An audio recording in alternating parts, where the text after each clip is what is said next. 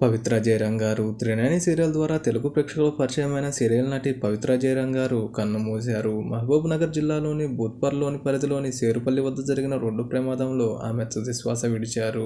పవిత్ర జయరాం గారు 3 రోజుల క్రితం సీరియల్ షూటింగ్ నిమిత్తం బెంగళూరు వెళ్లి ఆమె శనివారం రాత్రి ఇద్దరు కుటుంబ సభ్యులతో కలిసి తిరిగి వస్తుండగా పవిత్ర గారు ప్రయాణిస్తున్న కారు డివైడర్ను ఢీకొని ఆర్టీసీ బస్సును ఢీకొట్టడంతో ఈ ప్రమాదం చోటు చేసుకుంది. ఈ ఘటనలోనే పవిత్ర గారు అక్కడికక్కడే మృతి చెందగా ఆమెతో కలిసి ప్రయాణిస్తున్న ఇద్దరు కుటుంబ సభ్యులు అలానే డ్రైవర్ కూడా గాయాలు పాలవడంతో మహబూబ్ నగర్ ప్రభుత్వ ఆసుపత్రికి తరలించారు. అయితే పరీక్షించిన వైద్యులు అప్పటికే పవిత్ర జయరాం గారు మరణించినట్లుగా ధృవీకరించారు. ఈ విషయం తెలవడంతో ఒక్కసారిగా అభిమానులు కుటుంబ సభ్యులు తీవ్ర దిగ్భ్రాంతికి గురయ్యారు.